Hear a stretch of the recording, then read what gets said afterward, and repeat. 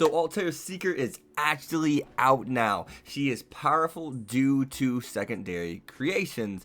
And I found it really interesting that it does not have to be the artist and or creator of the character that makes him stronger. I think it's really unique. And I mean, the show's original as it is, having doing the exact 180 of the typical person gets thrown into a fantasy world rather than bringing the fantasy world to the real world. And I love that because now it has a twist to it to where, hey, Altair gets her powers from not her main story that she came from, but from the stories people made based off of her character. And that does make a lot of sense because as long as you're making an impactful, something that's impactful for that character. I mean, there's a bunch of fan art that has hundreds of thousands of likes I see sometimes that's not made from the creator. So it makes sense that she's able to draw power from secondary creators, people who, or alternate creators, I guess is a good way to put it. I found that really cool, and that's how her powers continuously adapt and change and update, and that she's basically a god herself. But I do, have the question to be desired of how can she revise things though? Like they state that, she turns Celestia's sword into like a flower. How is she able to revise other character stories? I don't get that. How is she able to revise their powers? I don't get that. And maybe that's that's due to the immense amount of power she's getting, and that makes sense. That would make sense.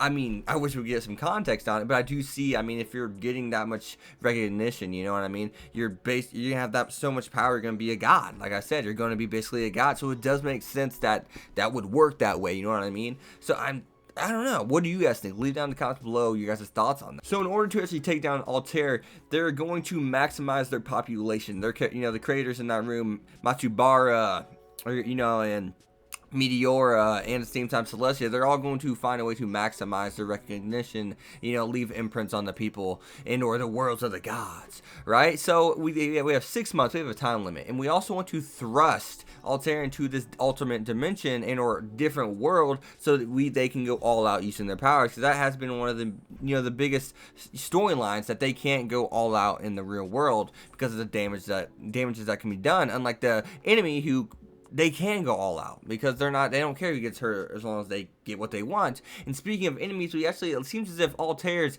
partner in her story is actually going to be working for Altair's side. Now, and I think I said Altair's partner, but I meant Celestia's partner is going to be working for Altair's side. Now, that's really interesting because it's something that could, make a lot of conflict with this show. People are like, well, can't Matsubara make him weak? And people are like, well, that may not leave a big imprint on the fan base. And there are, I mean, let's go like Korra. That's just something that popped in my head, that she loses her bending powers in that show, and that's actually a big thing. Like, it does leave a mark. It's a big thing for that arc. So I mean, you could think you could think like that, like, hey, we could just make him weaker. And that's, I mean, I think that's something that's gonna be brought up, and I hope that I'm hoping that they actually they give context to why he can't weaken him. I'm just hoping they do that right, because or else they'll be like, weaken him, revise the story, make it so he got seriously injured, make it so maybe he got his arm or leg cut off in the story. I mean, that'd be significant. Everyone would be like, oh my god, can you believe what just happened? He's lost his arm and leg. You know what I mean? So I feel as if it could be revised where he's weaker. I don't know. Is it just me or I don't know. So we also have Soda possibly changing Alice. It looks as if she's going to be joining the other side. Thank God she's not.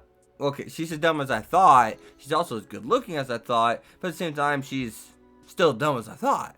But at the same time, it seems as if we have 2 to 3 more characters that can appear according to Altair in this world. So I'm really interested as to who will the next 2 or 3 characters be.